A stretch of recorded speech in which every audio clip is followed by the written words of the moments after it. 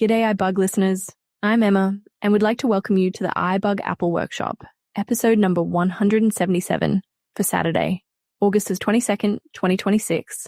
Thank you to those joining us live on Zoom this afternoon and to those of you listening to the recorded playback on the iBUG Today website, podcast, or YouTube channel. The blind community are finding the Apple devices to be useful assistive technology tools in their daily lives, whether at home, at work, or school, or on the go. The accessibility features of the Apple devices have cleared new pathways for the blind to be more productive, consume online content, and stay connected through social media. We have another bloody brilliant session planned for today.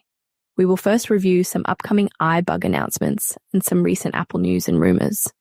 Then, Dee will demo the Live Read app, Deb will demo the photo description feature, and Herbie will demo the Translate app on the iPhone. Finally, we will spend any remaining time to answer general questions you may have.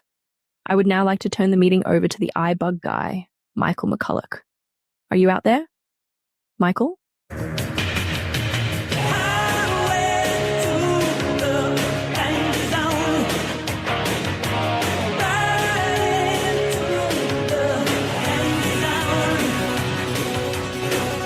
Yes. We're back again for another great Apple Workshop. And we've got a great group of people here joining us live today. And again, for those listening to this on the recorded playback, we're glad you're there also.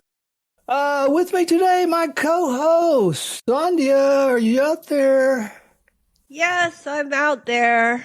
Not as out there as you are, but welcome to everybody that's here. Thank you for coming and get ready for a fun meeting.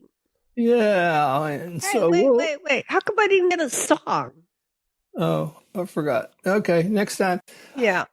All right, we are going to do our regular round-the-room introductions. And like always, we've got a little icebreaker question we have for you guys. We want to find out, most people have like a dominant hand. So we want to find out, are you left-handed, right-handed, or maybe you're ambidextrous? So why don't you announce yourself, say your name, where you're zooming in from, and let us know which hand you prefer. This is Herbie, ambidextrous. Welcome. Linda, Illinois, right-handed. Welcome. Robert, Chandler, Arizona, as left as you can get. Okay. Jackie Boomstra, right-handed. Welcome. Raul Rojas in Wisconsin, right hand. All right, and somebody was coming in at the same time. Susan Sumler from Houston, right-handed. Welcome, Susan. Ladon at Garland, Texas. I'm sort of an ambidextrous, eat and write with my left hand, use tools with my right hand, and sometimes don't know which hand to use. Okay, very good. Raul Rojas in Wisconsin, right hand. Welcome. Pat, Ohio, right-handed. Welcome. Robert, College Station, right-handed. Welcome, Robert. Mary Alice, Pennsylvania, right-handed. All right. I think we got more David, right-handed. Arkansas, right-handed. Yeah, welcome, David. Andy, North Carolina, left-handed. Right-handed. And who was that was left-handed? The lady that just spoke? Woman? No. That was Randy. No, I heard Randy, but then there was a... Bridget. Okay, Bridget. Okay, very good. Welcome, both of you. All right, who else we got? Welcome,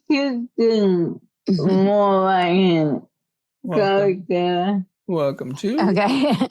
Sarah in Vermont, and I assume we're right-handed or left-handed. Is that what we're doing? I'm right-handed. Yes. Yeah, anybody new as you're introducing yourself, name, where you're from, let us know which hand you prefer. This is Jody in New Hampshire, and I'm right-handed, but I'm ambidextrous with a cane. All right. Hi, Betty. Go Shazadi. Oh. Go Shazadi. Oh, this is Betty. Did you hear? I'm sorry. All right, hang on, Betty. Shazadi, Sure. I think I heard you first. Shazadi, St. Catharines, Canada, right-handed. All right, All welcome. right, welcome. Go, Betty. Sorry, it's noisy in here. Betty, Boulder, Colorado, left-handed, but I do a lot with the right hand as well. All right, very good. This is Dee in Southern Illinois, and I'm a righty. All right, welcome. Thank you. Patrice, Jacksonville, Florida, left-handed. Welcome. Dan from Southern California, right-handed. All right, another righty. Gloria, Gloria, go ahead, and then Cindy. Gloria Houston, right-handed. Welcome. Thank you. Cindy, go ahead. Cindy from Alaska, I'm right-handed. Welcome. Linda, Texas, right-handed. All right, welcome. Ed in Georgetown. I eat and write with my left hand, and everything else, like baseball or golf or anything like that, is right-handed. All right, welcome. Michelle, Texas, right-handed. Welcome. Ned in Texas, left-handed. All right, welcome. John, BC, Canada, left-handed. Okay, welcome. Wow, more lefties than I thought. All right, keep going. Who else we got out there? Arlene, North Carolina, right-handed. Welcome, Miss Arlene. Thank you. Paul in Columbus, right. All right, Paul. Tim in Indiana, and I'm a southpaw. All right, another left. Anybody else? Deb in Kansas, right. Welcome. Cindy in Illinois, right-handed. All right, Cindy. Cynthia in Texas, right-handed. Okay, welcome. Thank you. Sri from Virginia, right hand. Welcome. Anybody else? We still got them coming in. Anybody coming in? Yes, Katie. California, right and left. It depending on what I'm eating. All right.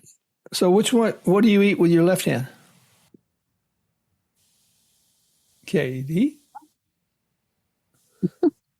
All right, we'll come back to Katie. Yeah. All right. You said you ate some things with your left hand. Which one? Oh, chopstick. Chopstick has to be right hand, but fork will be left hand or right, both. Oh, very good. Okay. I haven't mastered that, but go ahead. Good try. All right. Anybody else new? If you just joined us, we're introducing ourselves, name, where you're zooming in from, and your dominant hand.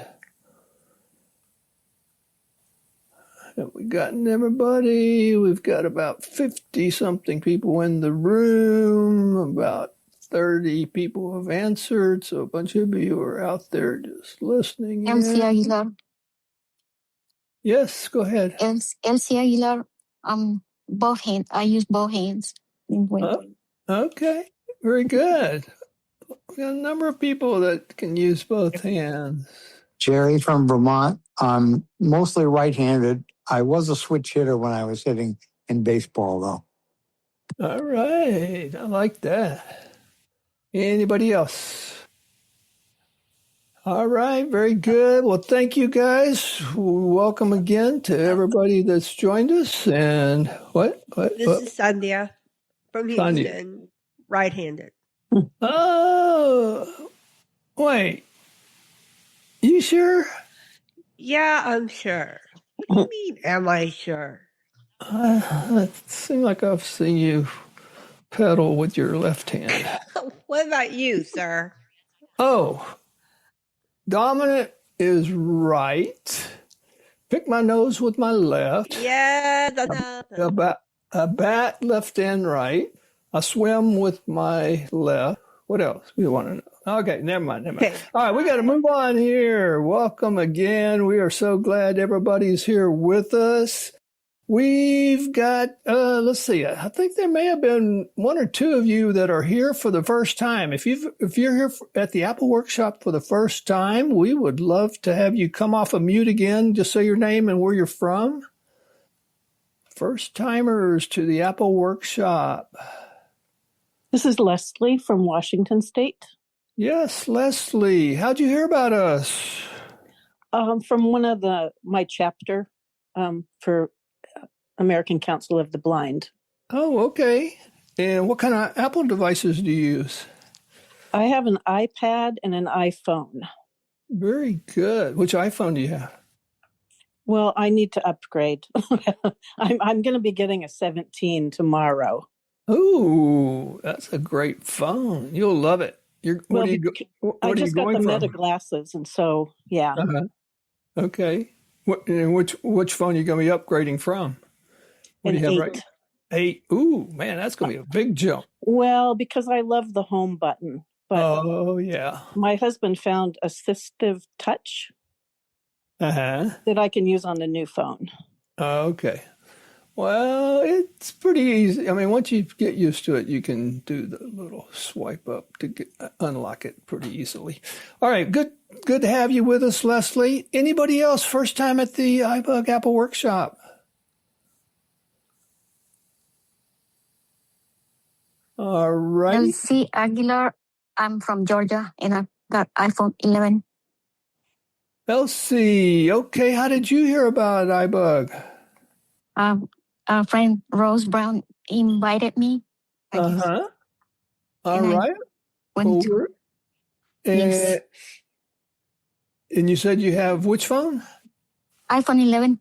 iPhone 11. All right. Well, very good. We are certainly glad you're here with us, and you'll hear about a lot of other things that we do. And so, yeah, both you and Leslie, we're so glad to have you guys here. Was there anybody else that I might have missed that are here for the first time at the Apple Workshop? All right. Well, very good. Thank you, guys. Let's see. We want to also recognize in the month of August, were there any birthdays? Did anyone here have a birthday during the month of August? I think I know of one, at least one. Robert?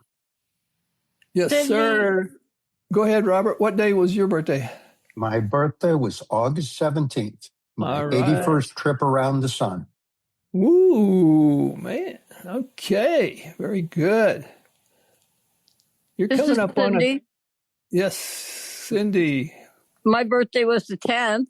The 10th. Okay. I just wanted to go back to Robert. I think you're also coming up on 1,000 moons.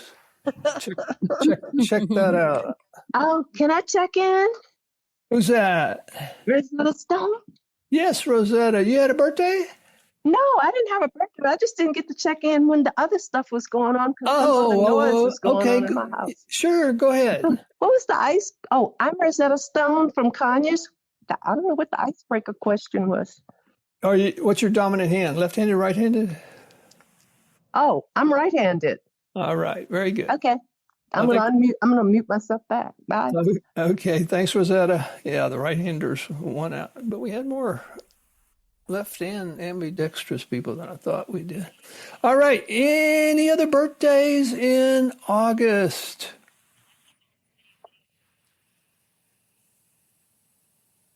Wait a minute. I thought Ed had a birthday in August. No. No? Oh, my mistake. All right. Well, happy birthday to all of you guys that were born way back in August of whatever year. And now we want... She might think Miss Chanel had a birthday, but she's not here. Oh, yeah.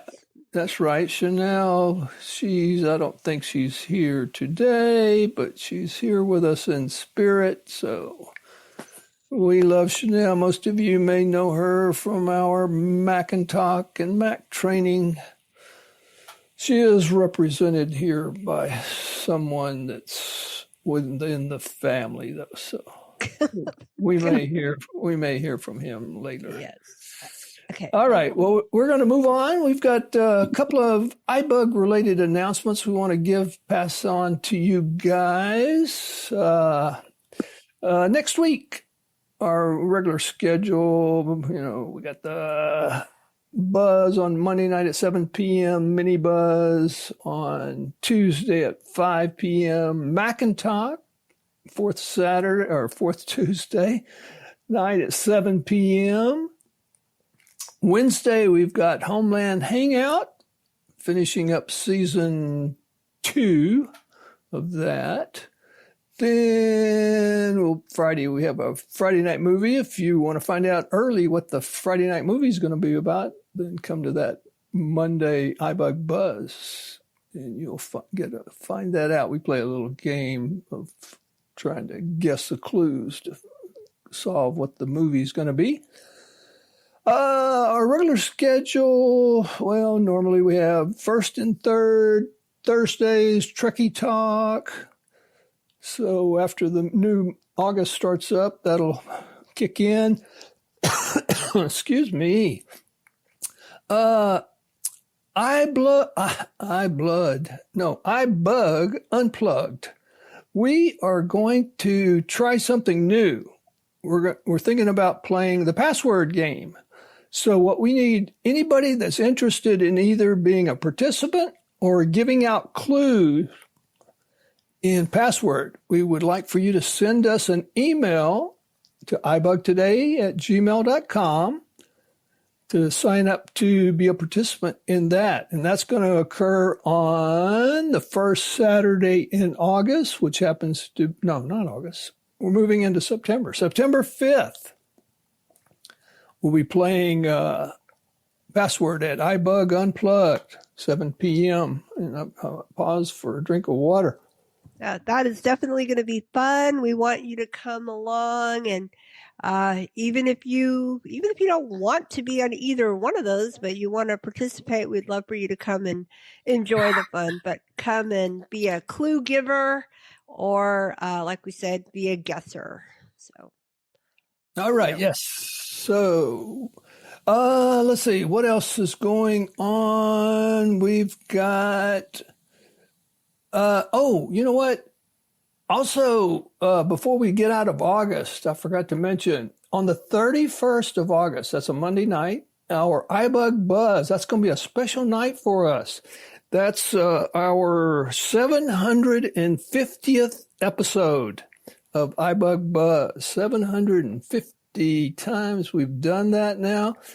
So we've got a little celebration planned for that evening, so we would love to have all of you join us right here on the same Zoom conference, August 31st at 7 p.m.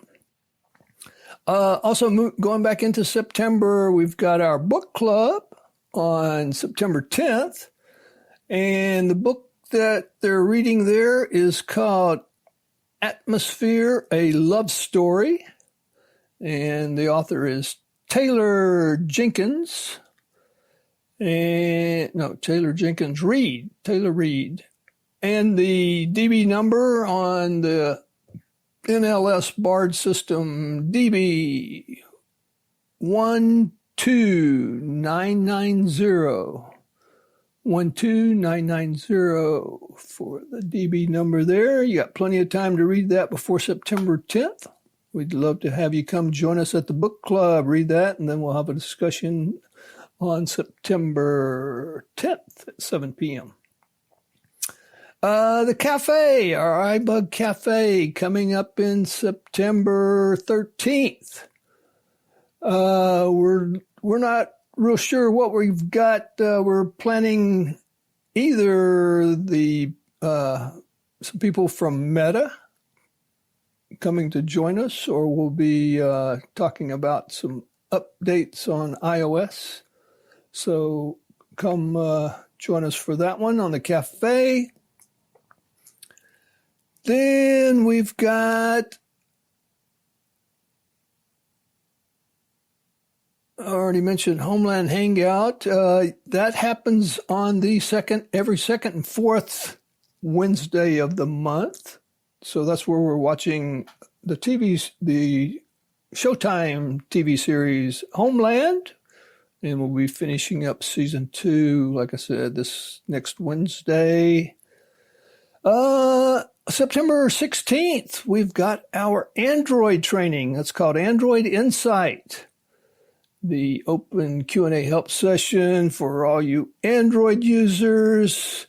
Even if you're an iPhone user, I bet many of you are also Android users and may not even realize it. if you've got any of those A-Lady devices from Amazon, or you've got any other home smart thingies, those are most likely all Android products. So you can come and ask questions about all of those September 16th. Then we'll be back here for our Apple workshop. That'll be Saturday, September 26th, regular time, 2 p.m. On Tuesday afternoons, 5 p.m., we alternate having what we call mini buzz, which is going to occur next Tuesday. And that's where we talk about hardware that connects up with the iPhone, and alternating on the fourth Tuesdays. The first and third Tuesdays is where we have Mac Buzz. That's the shortened version of Mac and Talk, just an hour of open Q&A help for any Mac users. Then we do have a little bit of group training. The first one being what do we call that? Well, most of our sessions are group training. I'm sorry. We've got individual one-on-one training. Yes, the mentoring. My mind was turned around. I don't know. I'm walking backwards here. Okay. Yes, we have individual one-on-one training for the iPhone, brand new iPhone users. So I'm going to let Sandhya tell you a little bit more about our Jumpstart mentoring program for the iPhone. Yes. So for you beginner users out there who are still struggling to turn it on or turn it off or answer a call, that is the program for you. We do have an application for that program. And once we get you in there, we will evaluate you and try to get you matched up with one of our awesome volunteer mentors, advanced users.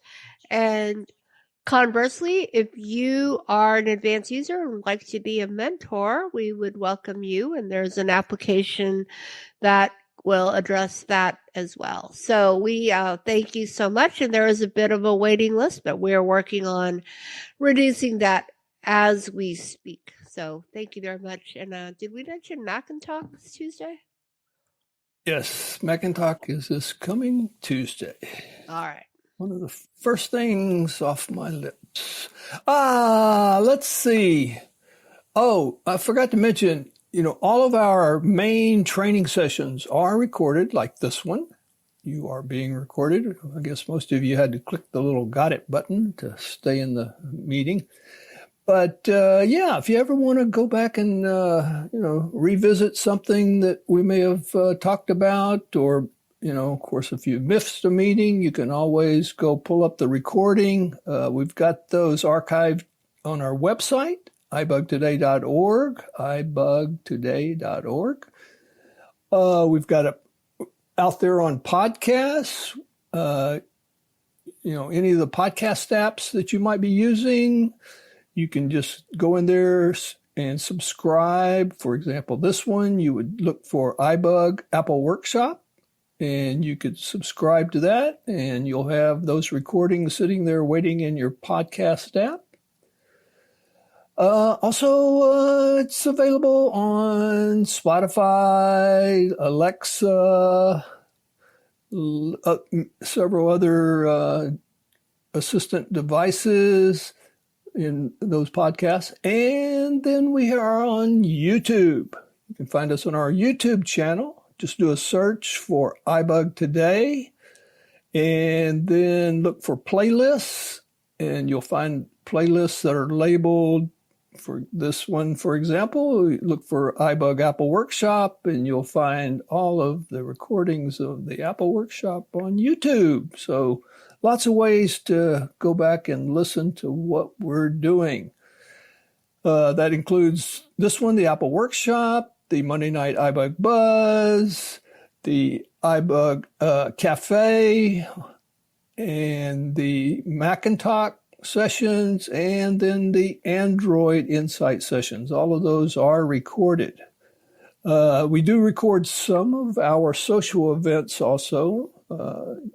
We'll be talking about some of those. Well, we've already talked about some of those. Sometimes we'll record an unplugged if it's a specific presentation. Obviously, we're not going to record the password game next month, but we have different presentations that are of interest, and people like to go back and listen to those. We record It's iBUG's Life, which I didn't talk about yet. That's our skills development kind of tips and tricks for the blind group. And so we record most of those. That occurs on the alternate months, the even months. No, yes. No, odd months. All right, turn my head around again. Odd months. So, yes, odd months. So, September will be our next one of those. All right. I think I am just messing up too many times. What about, did you know that we're on the radio? We're on a radio program called Sight into Sound.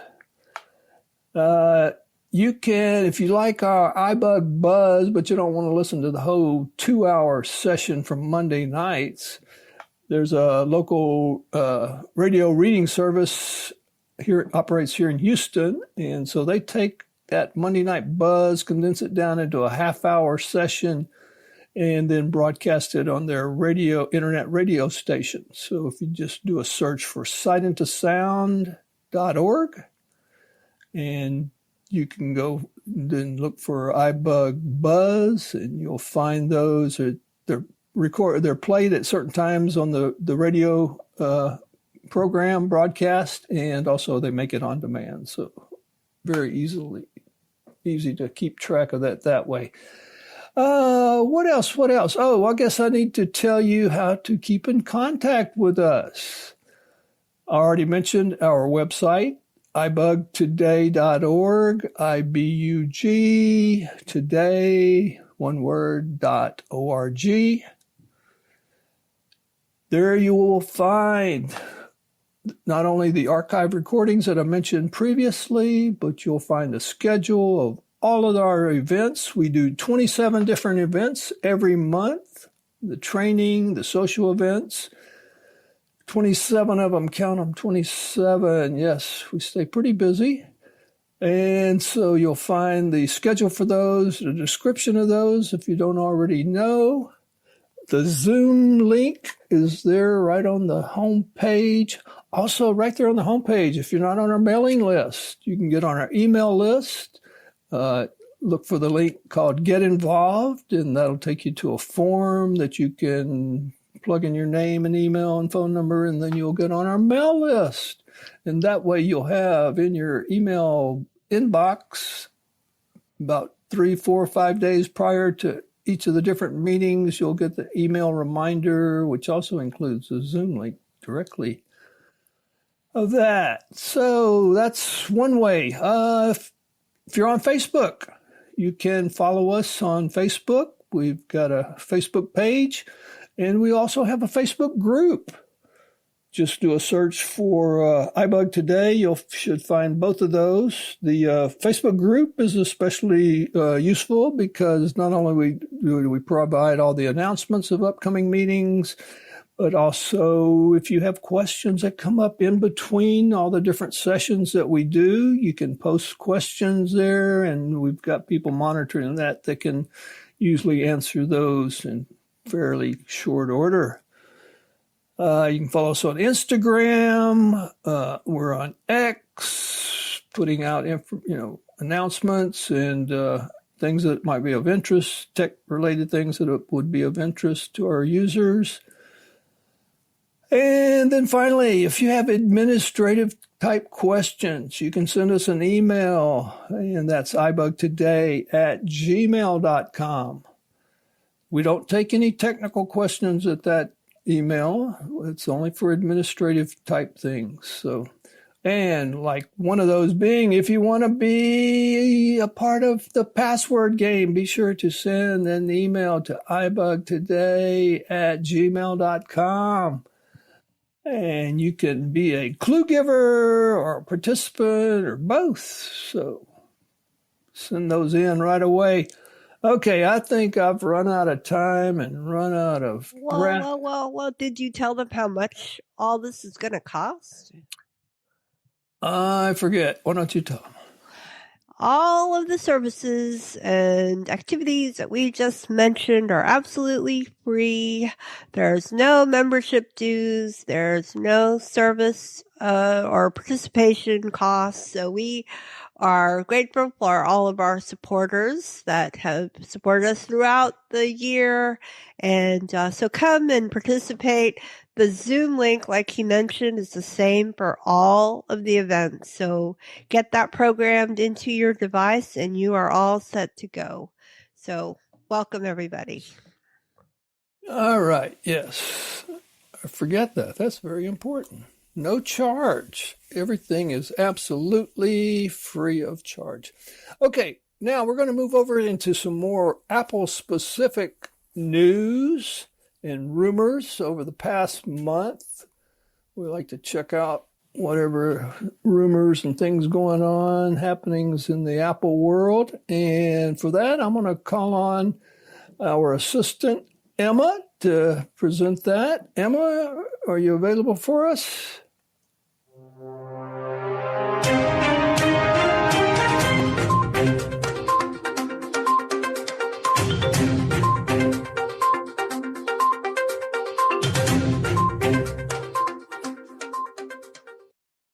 G'day again, Michael. It will be my pleasure to provide the Apple news to your iBUG listeners. Here's my report of the latest Apple news for the month of August. Apple's AirPods Pro may get a massive upgrade soon, with one version including infrared cameras and improved AI. Here's what the rumor mill has to say about what's coming and when. While products like the iPhone and iPad receive yearly upgrades in the form of new models, Apple's approach to audio accessories is somewhat different. The AirPods Pro, for instance, debuted in 2019, but the product didn't receive any meaningful changes until 2022. 2025 saw the arrival of the AirPods Pro 3, which gave the premium earbuds heart rate sensing capabilities, along with improved active noise cancellation. While initial rumors suggested the fourth generation model would offer built-in cameras as the next major improvement, recent claims suggest a model with incremental upgrades might arrive first. Leakers and analysts have had a lot to say about Apple's plans for the AirPods Pro line, commenting on the product's release date, features, design, and everything in between. AirPods Pro 4. Rumors, gestures, cameras, and multiple models. Apple has been exploring how to add gesture support to AirPods since at least October 2020, when a patent application titled Wearable Interactive Audio Device detailed a possible approach using capacitive surfaces. Similarly, a January 2026 patent application proposed using an RF antenna for gesture recognition, while a June 2025 Apple patent explained how AirPods could read lips with the help of lasers. Apple's research shows the company has considered multiple ways of enhancing AirPods with gesture recognition. However, the rumor mill has latched onto a specific approach, that being AirPods with cameras. Rumors of camera-equipped AirPods date back to February 2024, when a generally reliable source claimed Apple had started development on the product in 2023. Supposedly, these low-resolution cameras would feed data into AI, while the AirPods themselves had the codename B798. In June 2024, analyst Ming-Chi Kuo chimed in, also saying that Apple was working on AirPods with cameras, which were set to arrive in 2026. Kuo went on to reiterate in May 2025 and September 2025 that these camera-equipped AirPods would debut in 2026. In October 2024, however, the leaker who originally mentioned the B798 codename revealed that AirPods with cameras wouldn't make their way to customers until 2027. In December 2024 and January 2025, they reiterated their claims about AirPods with IR cameras, adding that temperature sensors were also planned. Then, the same source added more detail in March 2025 and October 2025. They claim these new AirPods will use cameras to get data on the surrounding environment that can be used in AI features. For instance, The user might ask where they are, and the AirPods may use signs to determine an approximate location, or a user could be told which way a shop is based on storefront imagery. This idea previously appeared in an Apple patent application from June 2024. Though not directly related to AirPods, the patent application explores how users might be able to shop or get information about an object or landmark, simply by pointing at things in front of them. Similarly, a July 2025 Apple patent details how built-in cameras could see use as proximity sensors. This is illustrated through an AirPods optical system capable of recognizing proximity to an object and determining the type of matter. Months later, in February 2026, leaker Kosutami claimed that the next generation of AirPods Pro would be able to see around you, meaning the product would have built-in cameras. The claim is tied specifically to the AirPods Pro line, as are all subsequent claims of camera-equipped AirPods. Kosutami also claimed the upgraded AirPods Pro would cost about the same as the current AirPods Pro 3. The leaker in question is also a collector of Apple prototypes, having revealed photos of scrapped yellow and pink AirPods variants. Also in February 2026, the source who revealed the B798 codename in 2024 reiterated that Apple was working on AirPods with cameras. They revealed additional details in May 2026. Going against previous rumors, the leaker claimed Apple's camera-enhanced AirPods Pro would not feature gesture recognition. Instead, the product would have cameras and Siri to assist the wearer. For instance, the AirPods might provide a recipe based on the ingredients seen in a refrigerator. Design-wise, they said the AirPods with cameras would resemble the current AirPods Pro 3. These claims were reiterated later in May 2026. Sometime later, in July 2026, the AirPods Pro identifier B790 appeared in an iOS 27 developer beta, and it looked as though the device would feature cameras. However, the B790 codename did not match the B798 identifier revealed previously. The same month that, leaker Kosutami claimed Apple had stopped working on camera-enhanced AirPods. An August 2026 rumor then brought some clarity. Per the report, Apple is working on 2 new AirPods Pro configurations. Those are the B790, which is expected to be a minor upgrade from the AirPods Pro 3, and the B798, which allegedly features onboard cameras. Supposedly, Apple will release the B790 first in 2026, with a camera-equipped B798 set to follow in 2027. Multiple leakers agree about what Apple will do with its AirPods Pro line, so we have a good idea of what to expect Apple's AirPods Pro approach. And should you wait? As it currently stands, it looks as though Apple will first deliver an AirPods Pro hardware upgrade without cameras. Given that the earbuds won't include IR cameras, and that they'll supposedly resemble the AirPods Pro 3, we'll likely only get minor enhancements. Apple's AirPods Pro seemingly won't get a major upgrade before 2027. This could include improved ANC and audio quality, battery life, range, connectivity, and more. Though no rumor so far has outlined any of these changes specifically. A temperature sensor is the only rumored change so far. This AirPods Pro model is expected to debut in 2026, but it might be worth skipping altogether. 2027 should see the arrival of AirPods Pro with cameras for AI capabilities. Based on what the rumor mill has to say, these AirPods will help you navigate the world around you, though it remains unclear if the new AirPods Pro will offer gesture support. In essence, this means Siri will be able to guide you to your destination, help you with tasks involving objects directly near you or around you, and so on. But the AirPods won't be able to take photos or videos for you the way an iPhone can. Another possible use case is sign language interpretation. Apple already supports live translation with iOS 26 and AirPods Pro 3, but adding cameras might allow the wearer to communicate with an individual who relies on sign language. This would explain Apple's patent regarding lip reading with lasers. Additionally, Google's Pixel 11 range introduced support for American Sign Language translation in August 2026.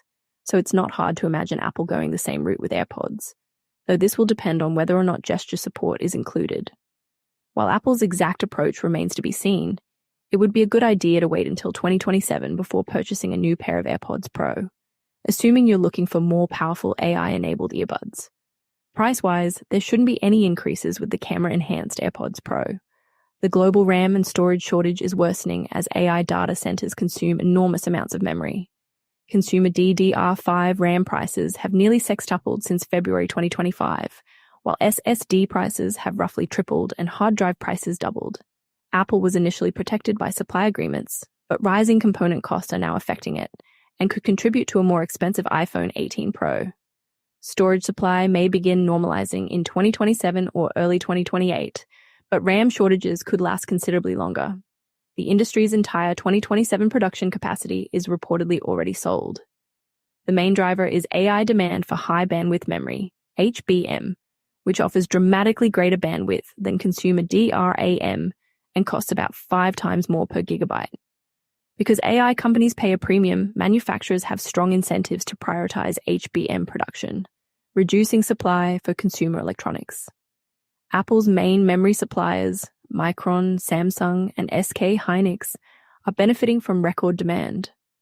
Micron cannot predict when supply will catch demand.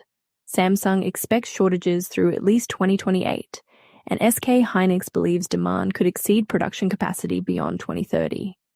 Manufacturers are expanding production, but new factories take roughly 3 years internationally and potentially 5 years in the US. Because RAM was oversupplied only a few years ago, today's expansions weren't planned early enough to address the AI-driven surge. Apple is also considering China's CXMT as another supplier, but alleged links to China's military create US national security complications that could jeopardize Apple's government business.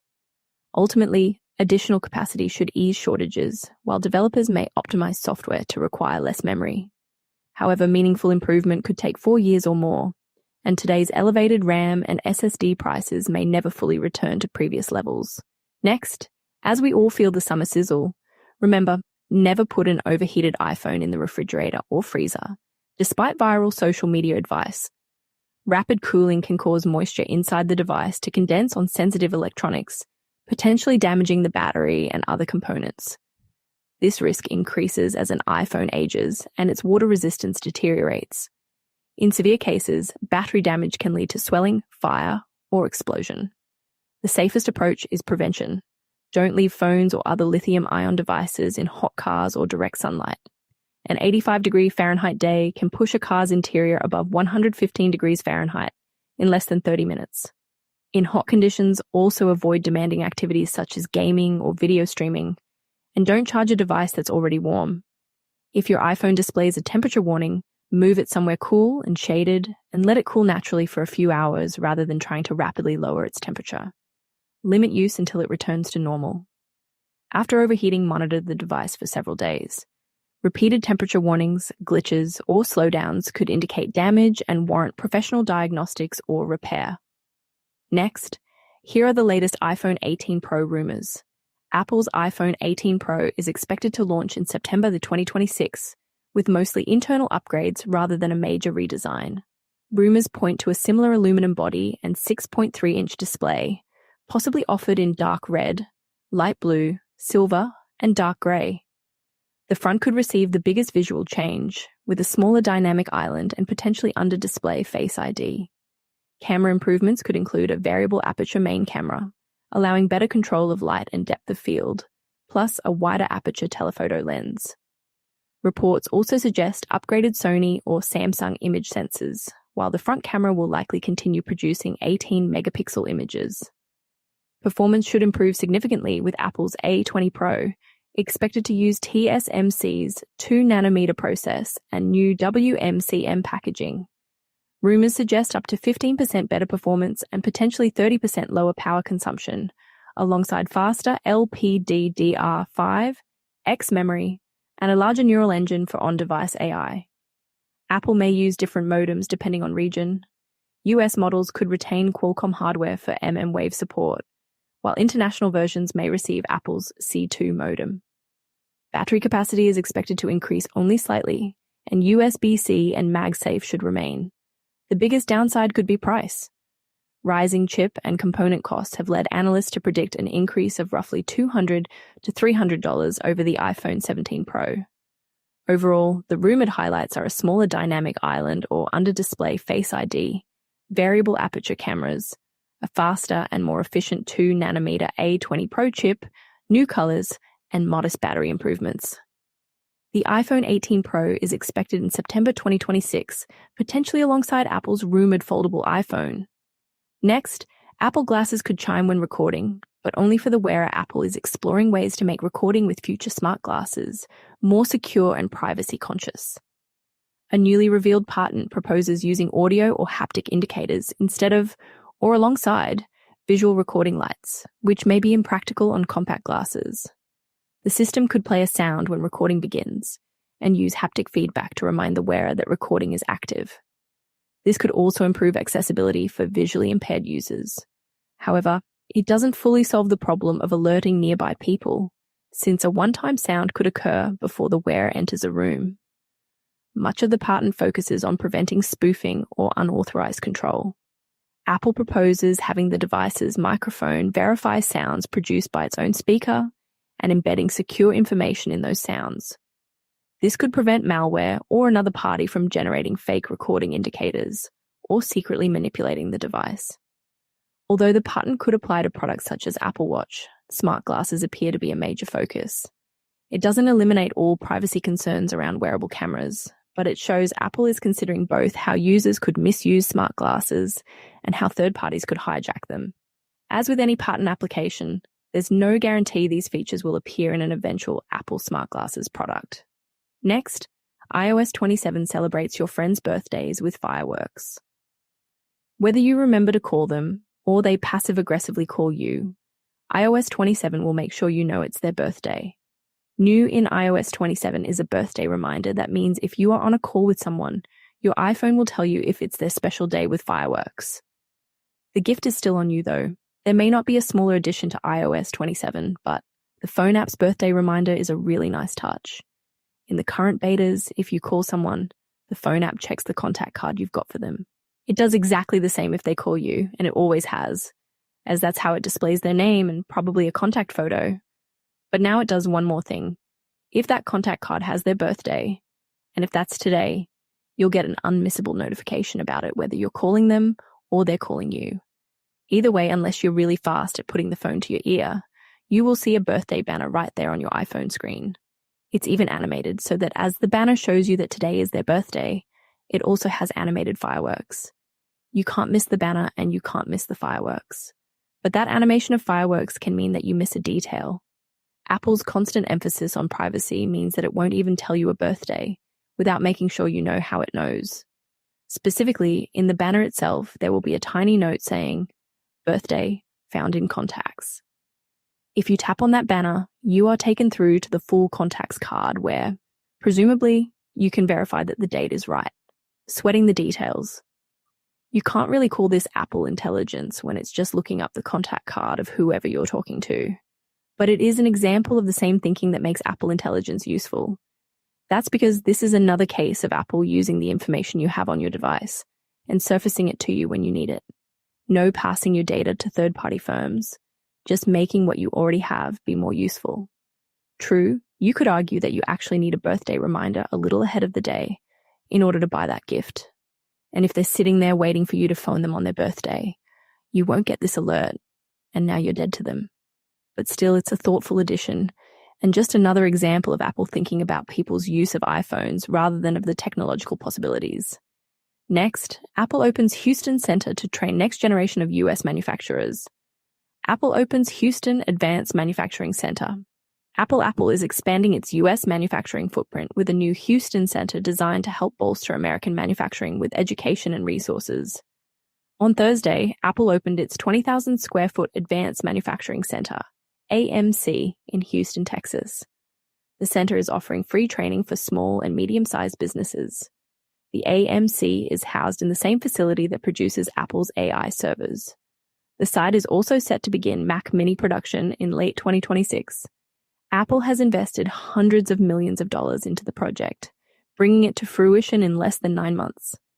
We believe in American workers and American ingenuity, and we are moving at an incredible pace because we want to build more than great products. We want to build the future of American manufacturing, said Cook.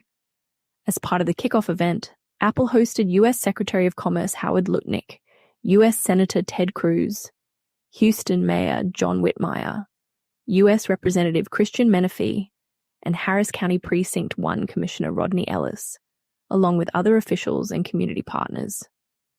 Houston is grateful to Apple for this significant investment in our city. The Advanced Manufacturing Center will create local jobs and will continue improving the quality of life of Houston residents. Houston Mayor John Whitmire said of the opening. The AMC also recognizes our city as a growing technology hub and solidifies Houston's leadership in the manufacturing sector of the United States. Apple. To mark the opening, the business leaders will spend the day immersed in hands-on training. Apple engineers will cover techniques like machine learning-driven quality control and advanced automation. Participants will learn how to identify and adapt to production challenges. They will also engage with the lab's holographic table and advanced factory floor equipment. I am proud that Apple chose Harris County for this investment. My office has consistently fought to bring good jobs within reach of working people and ensure small businesses, especially those historically shut out, have a fair opportunity to compete and grow, said Harris County Precinct 1 Commissioner Rodney Ellis. At a time when rising costs are squeezing families here and across the country, this new center can help create pathways to greater economic security. The site is Apple's second largest manufacturing site in the US. The first is Apple's Manufacturing Academy in Detroit. Since announcing the $600 billion commitment in 2025, Apple and its American manufacturing partners have invested reshoring a portion of its manufacturing. This includes custom silicon, cover glass, and advanced components. Next, everyone at Apple is calling the foldable iPhone Ultra. A new rumor suggests that everyone at Apple calls the upcoming foldable iPhone the iPhone Ultra, though that doesn't mean Apple will actually go with that name. Apple keeps things like marketing names under a tight lock and key. It is rare, if ever, that the public learns about what something might be called before it is released. However, you have to call the device something, and it seems a colloquial name has caught on internally at Apple. A social media post from Mark Gurman suggests that everyone calls it the Ultra internally. Everyone calls it the Ultra internally. We'll see what happens. Mark Gurman. The device has been referred to as the iPhone Fold here at Apple Insider, with an occasional dip into Ultra. The name is anyone's best guess at this point, and it seems highly unlikely that the true name is known by everyone at Apple. Whether they are accidentally correct or talking openly about secret product names won't ever be known, but it won't be long before Apple finally reveals the product, and we all get to learn the name firsthand. Naming conventions aren't always predictable.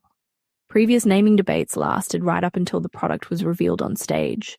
The iPhone Air was previously called iPhone Slim, and the iPhone 16e was long believed to be an iPhone SE 4. The iPhone Air name was also anyone's guess before it launched. The Ultra moniker has been used by Apple for its Apple silicon chips most recently. However, that term is used to refer to the highest end of a possible product, and that won't be the foldable iPhone in some respects. Sure, Apple will put the best A-series chip it has in the foldable, and its display technology will be unmatched, but it may not be the best iPhone. The iPhone 18 Pro Max will still have a superior camera system, more rugged case, better battery life, and better cooling. Until recently, the iPhone lineup was a ladder you could climb up and down, but the iPhone Air added a branch, so there are two pathways. The entry model, then the base model make up the bottom. Then consumers choose between an iPhone Air and iPhone Pro. The foldable iPhone will be above the Air in the lineup, not above the Pro. So it is difficult to suggest that it would get the Ultra name. Regardless, the folding iPhone will be the most expensive by far. Perhaps that will be enough to earn it the top-level moniker. The iPhone 18 Pro and iPhone Fold are expected to be revealed during an event in September. Whether or not the iPhone Fold will actually ship that month is another question entirely.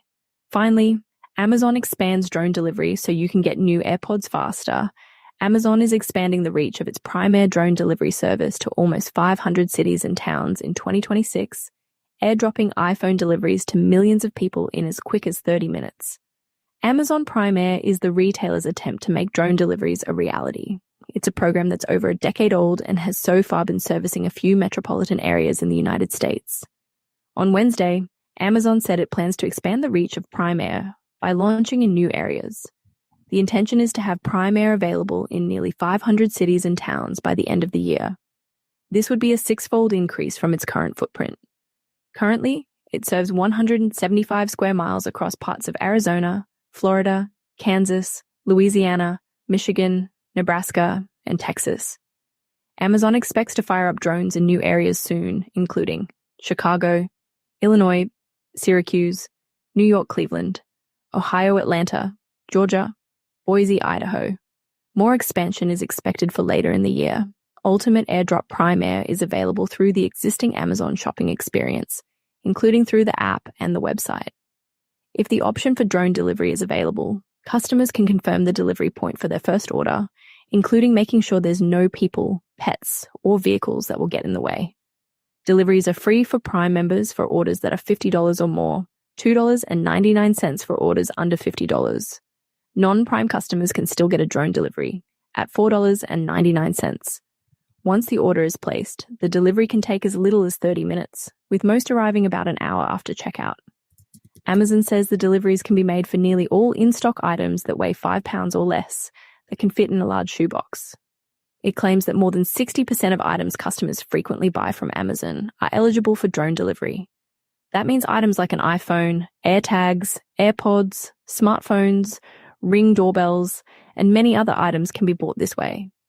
Of course, this doesn't help if your package has been hit with a return fraud scheme. And we're not sure that it will stop porch pirates either.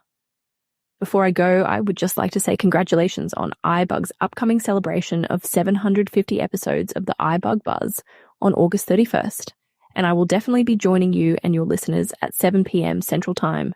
This has been Emma, and this concludes my review of the news and rumors from the Appleverse for the month of August. Back to you, Michael. Cheers, mate. All right.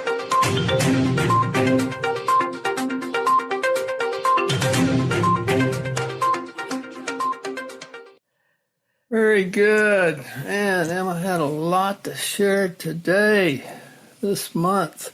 All right, hopefully you got something out of that. What we'll do now is unmute and just see if anybody has any questions on any of the announcements and news rumors that were provided here. So let's get everybody unmuted.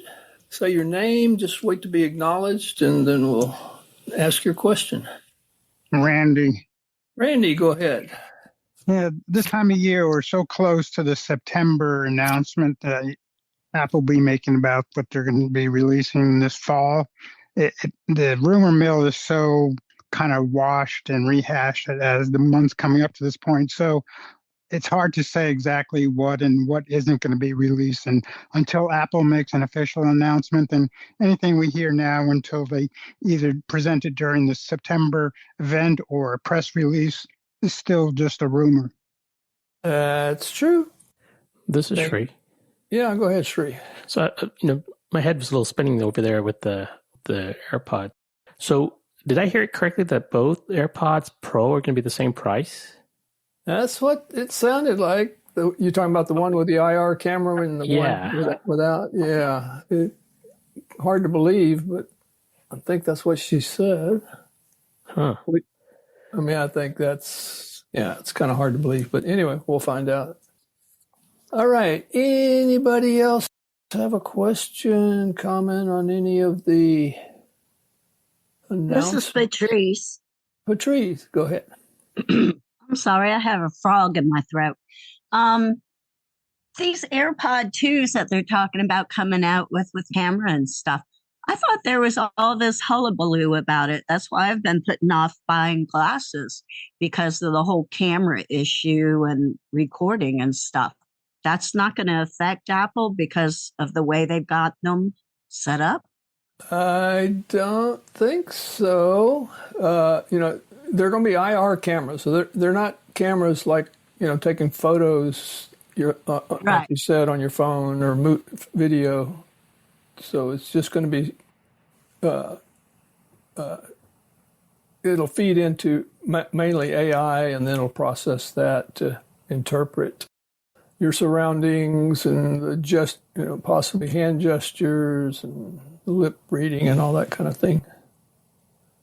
Well, I heard that with seeing AI using the world thing with the AirPods 2, I thought that you can actually set up monikers inside buildings or being whatever they call them, beacons or whatever, so you can find your way around in different environments. Have y'all heard anything like that? Yes. That kind of question, we would ask you to come back on our Monday night call. We're right now just trying to focus Oh, just okay. on I'm sorry. today's announcements. Yeah, that's okay. Any other questions about the announcements today? All right. Well, in that case, we're at the top of the hour. What I want to do now, just invite anybody that didn't get a chance to introduce yourself when you, if you came in a little bit after we did our initial introductions at the beginning of the meeting. Just let us know your name, where you're zooming in from. And we had a little icebreaker sharing what's your dominant hand, right-handed, left-handed, etc. Terry from Arlington Heights. I'm right-handed. Welcome, Terry. Carla from the UK. Carla. And I'm right-handed. Welcome, Miss Carla. Good to have you all the way from Thank you. UK. Linda, Georgia, right-handed. Okay, and I heard Masuma in there too. Yes, Masuma, San Francisco. Hi, I'm right-handed. You are? Very good. Yes, right now I think I'm right and left-handed. Because I'm making, I forgot actually. I was making naan and I was like, what the hell am I doing? Okay. What side of your brain do you use mostly? Both. Just kidding. Hopefully both. All right, let's move on. Thanks, Masuma. Thank you. Anybody else that didn't get a chance to introduce themselves? Okay, well, thank you guys. Let's see. We have got a few demos that we're going to share with you. As Emma said at the beginning. Starting out, well, I guess if there's no other questions, Julie, if you can put everybody back on mute.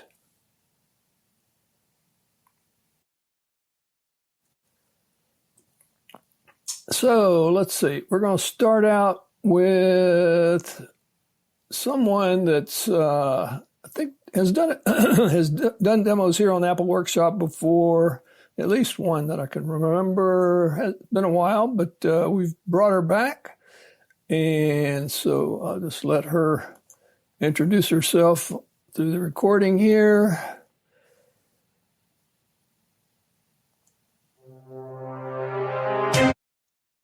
Wrong recording.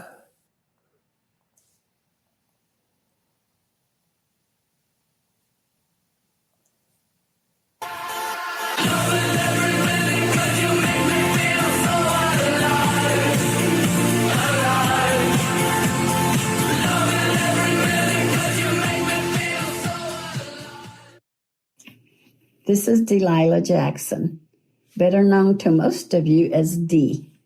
Today I am going to do a demonstration of the app called Live Read. That is capital L-I-V as Victor, E space capital R-E-A-D. When you go to the App Store, type in Live Read. The app will tell you that it is an app that will read for the visually impaired and blind people. That way you will know it is the correct app. The first thing I want to show you is what happens when you open the app. Vision. Live Read. Live Read alert. Live Read would like to access the camera. First thing it asks you is that Live Read wants to access your camera.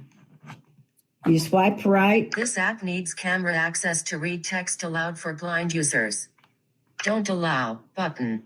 Allow button. You must allow the app access to your camera or it cannot work.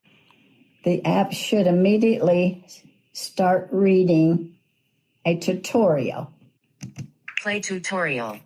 Point your camera at what you want to read. The app will start reading aloud. Tap anywhere on the screen to stop reading. Swipe right to hear the next line, or swipe left to hear the previous line. Tap the gear icon in the top right corner to open settings. In settings, you can change the speaking rate and voice. The tutorial is finished. The app is ready to use.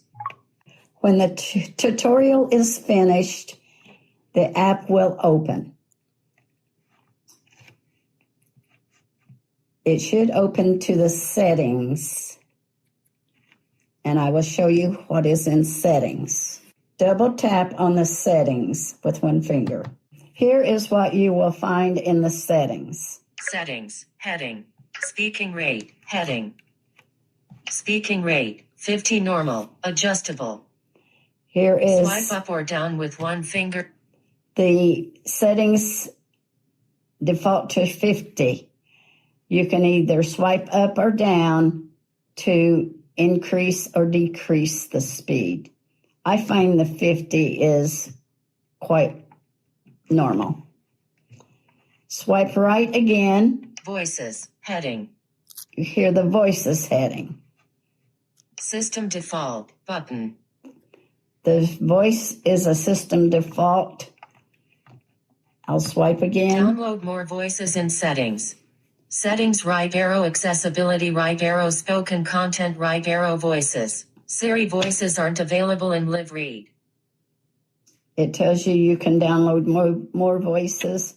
However, I just kept the default one myself. Tutorial, heading. Here at the bottom of this page in settings is the tutorial. Play tutorial, button. If you want to hear the tutorial again, double tutorial. Tap with one finger. At the top left corner, there is a dismiss pop-up. Double tap on that with one finger to go back to the original page. This is the page where you will start reading printed material. On this page, you will hear the following. Clear speech. Double tap this clear speech button when you wish to clear your screen. Next line. Open settings button. Okay, at the bottom of this page, there is an open settings where you can go back again if you wish to change those settings or to listen to the tutorial. We are now ready to read some printed material. Simply hold the phone over the printed material and it will begin to read. From the desk. Taraba, Illinois State Senator, 58th D. Dear neighbor, Southern Illinois is a great place to live, work, and raise a family. And LM, serving as your voice in the Illinois Senate is an honor, and I remain Comey, and priorities of our region are represented in Springfield. Okay. This spring, the bills that clear both chambers and approve largest state budget in You can move the phone away from the printed material and it will still continue to read because the material is now on the screen. I have my page vertically. It doesn't matter if I turn it horizontally, it will still pick up the print and read. I think this is a fantastic aspect of this app. Seeing as how us blind people cannot tell what direction print is on that page. I was amazed whenever I tried to read cursive writing, and it did a pretty good job of it. I am now going to show you some other handy ways of using this app. I'm going to try to read my thermostat. I simply hold it in front of the thermostat. Cooling, 76, indoor 76. This is especially handy for those of us who cannot see our thermostat.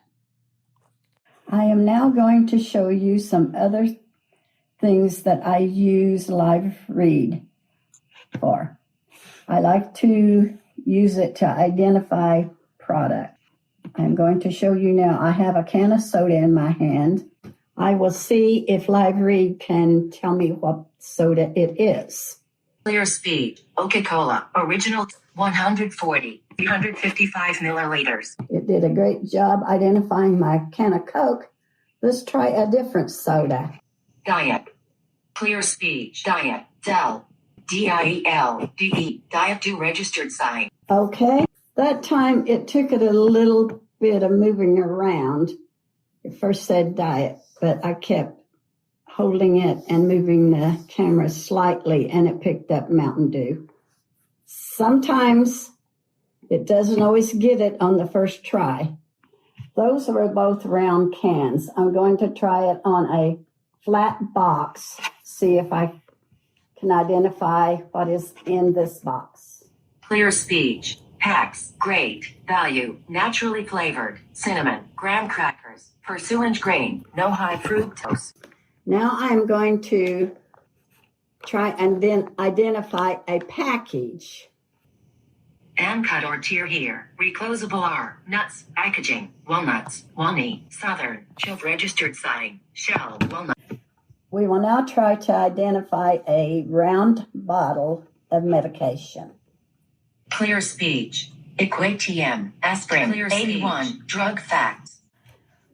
With any app that identifies objects and reads aloud, you have to play around with the camera a little by moving it around and getting it to read what you want. It's going to read anything that it sees. So that concludes identifying products. I do want to say in this app, there are 2 lines. One says previous line, the next one says next line. In the tutorial, it tells you to swipe left to read the previous line and swipe right to read the next line. I have not had any success with that. Therefore, I did not attempt it in this demo. This concludes my demonstration of Live Read. I hope that you will try it and like it as well as I do.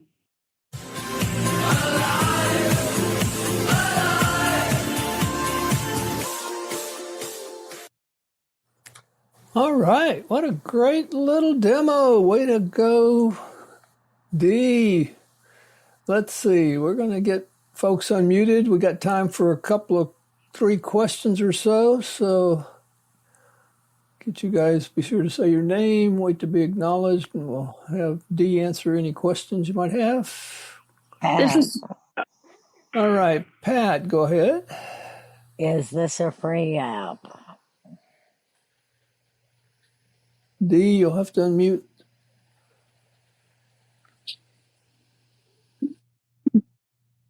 All right. Dee. Waiting for Dee to unmute. Sandhya, do you happen to know? There we go. I'm unmuted. There she is. Okay, go ahead, Dee. Is this app free?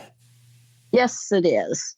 I realized this morning, Pat, that I said, oh my, I forgot to tell them that was free. I must have got your telepathic message. All right. Who else has a question? This is Cindy. Cindy, go ahead. Dee, is this easier or better than Seeing AI? Well, what I like about this, when you open it, it's ready to go just immediately.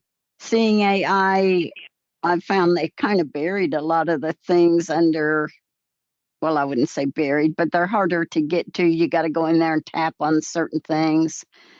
Where if you open this app, it's ready to go as soon as you open it. Thank you. This is Jerry Linda, from Vermont. Oh, sorry. Go ahead, Jerry, and then we'll go to the lady. Okay.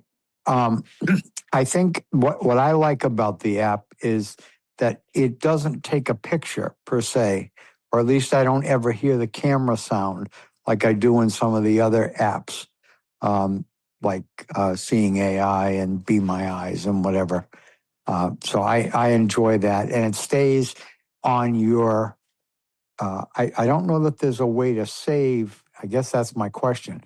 Is there a way to save product information? No, there's not. No, I didn't think so. No. That's one of the things I like too. It's just quick and easy and yeah. Thank you. Thank you. Yeah, Linda in Illinois. Hang on, Linda, then Patrie. Okay, I just have a quick question. I had to take another call before. What's the name of this app? Live Read. L-I-V. Live Read? Victor. Yes. Okay, thank you so much. Mm-hmm. All right, and Patrie, this will be our last question on this one. Go ahead, Patrie. Hi, I was wondering what camera. All right. I didn't hear that. Yeah, it's Patrie, you somehow muted yourself. We didn't catch your question. Hello, Patrice, if you can come back. I'm sorry, it muted me. I don't know what happened. I wondered which camera, does it tell you which camera to use, the front or the back? No, it doesn't say anything like that, but I just use the back camera. Oh, okay. So you just, it automatically will go to that? I think so. Okay. Thank you, Dee. That was awesome. Then you have the front screen where you can, tap things and erase it and things. Yeah. That makes sense. Thank you, Dee. All right. Very good. We're going to have to move on we got another couple of demos, so we're going to move on. And if we have time at the very end, then we can come back and entertain some more questions with Dee and the Live Read app. So next up, we have another person that has done some demos. It's been a while since we've done those, so she's back again, and I'll let her introduce herself also. We're going to have to get everybody muted again.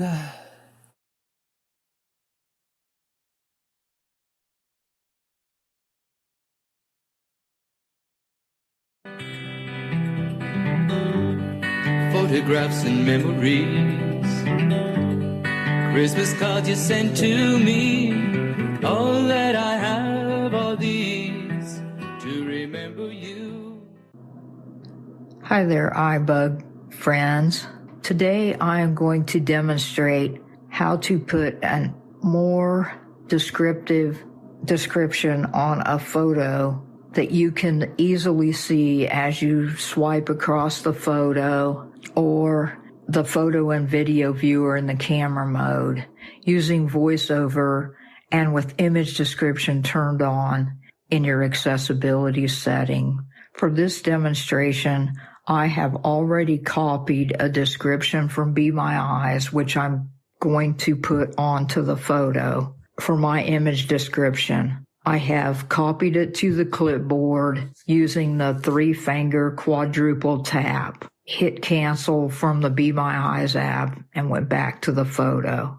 I have already got my photo in the place when I open the Photos app, so let's get started to see how this process is done. This photo is one that I took on a recent vacation to a little town in Missouri, and we traveled by train. So I will use a 1-finger double tap on the photos.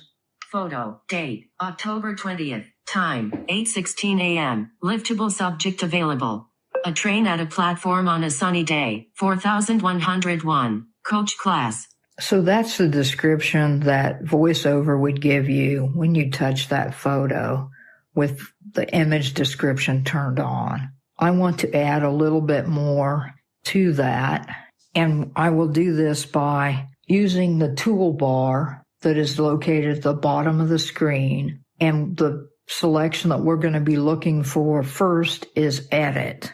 If you use the Touch and Explore feature and touch the bottom right-hand corner, you will hear first Delete, and if you swipe once to the left, you will hear Edit. I'll show you that now. Delete button, edit button.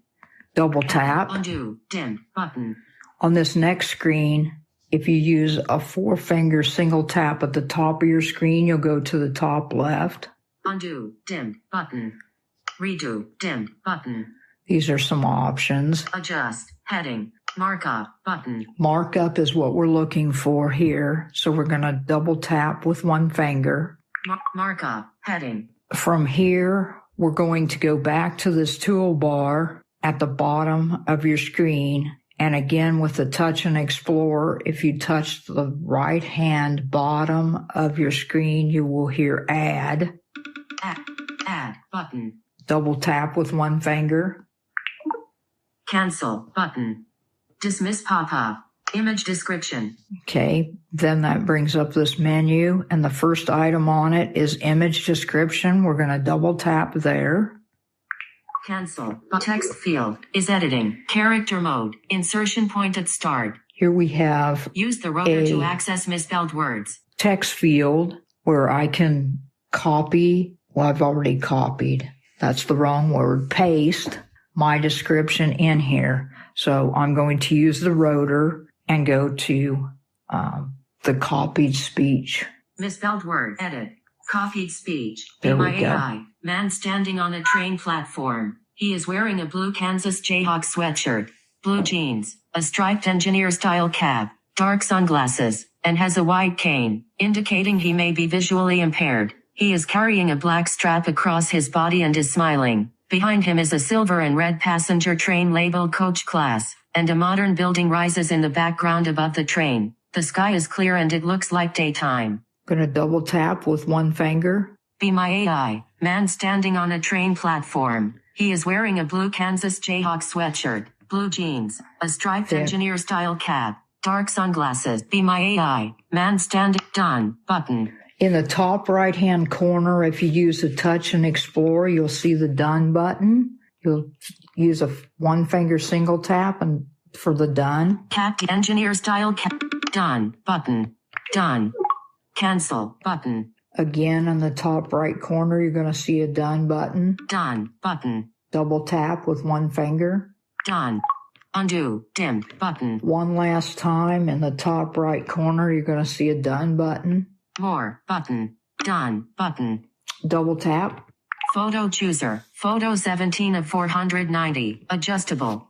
Photo. Be my AI. Man standing on a train platform. He is wearing a blue Kansas Jayhawk sweatshirt, blue jeans, a striped engineer-style cap, dark sunglasses, and has a white cane, indicating he may be visually impaired. He is carrying a black strap across his body and is smiling. Behind him is a silver and red passenger train labeled Coach Class, and a modern building rises in the background above the train. The sky is clear and it looks like daytime. Be my AI. Man standing. Photo. And there we have it. When you put your finger on the photo now, you will get that description. Hope this will be helpful.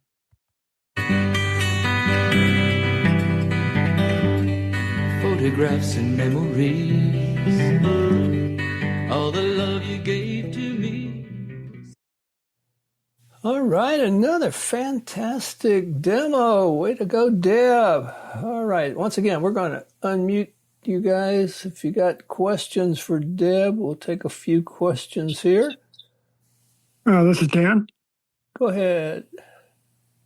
Okay, for Deb, after you make the selection, after you select your picture in the first place, and you go down to the toolbar, I forgot what do you hit? What do you tap on next to continue the process? The first thing that you tap on is edit, which is just to the left of the delete button. That's the very first thing that you tap on. Oh, okay. Thank you. Mm-hmm. This is Cynthia. Yeah, go ahead. Could you do this in videos? Cynthia, I don't know. I'm not sure about that. I did not try it with a video. Okay. Randy. But it's something we probably could look into, huh, Deb? Yeah, sure. Okay, and then we can bring the answer back on a Monday night. Yeah. All right, very good. Randy, I think you're up. Hey, Deb, that was a clever idea to use the "Be My Eyes" description as in your description for the photo. I thought that was a great idea. Thanks. Sure. That I use that quite a bit to describe a photo, and I think it's usually really good, I think. Very good. Yep. Anybody else? Questions for Deb and describing photo images? Okay, well, very good. Just for both.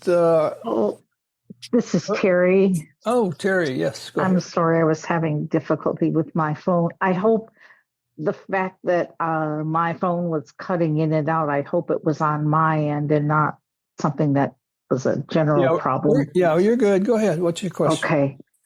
So once you've saved or once you finish that photo, am I correct in understanding that it remains, what is it, in Be My Eyes? And so anytime you want to look at photos, you go into Be My Eyes to find the photo that you want to have it describe again?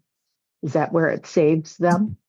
That is not how I did it. I don't know if it saves it in Be My Eyes. No, it saves just in your regular photo library or on the video viewer. And then the beauty about it is, as you're flipping through your photos or whatever, instead of getting that just image description, you actually get whatever that is that you pasted in there. So just after you put that on there, when you just swipe through your photos, it'll read that whole description.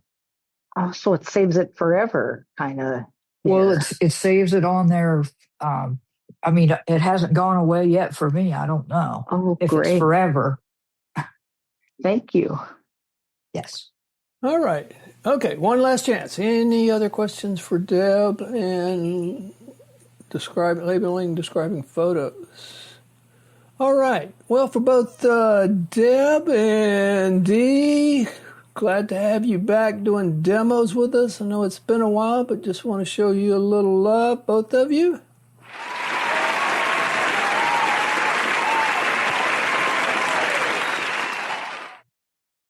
And with that, we've got one more demo. And let's see. First, it's going to be Herbie. Herbie, you want to tell us a little bit about what you're going to be doing? Yes, indeed. We're going to talk about the Translate app and how it can translate anything from one language to another. And I did include a homework assignment for anybody that speaks Spanish at the end. I'm curious to see if you can outdo the Translate app. So let's roll the tape. All right, we got to get everybody muted up first.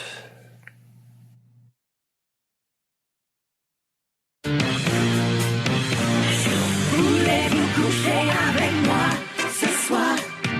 Voulez-vous coucher avec moi?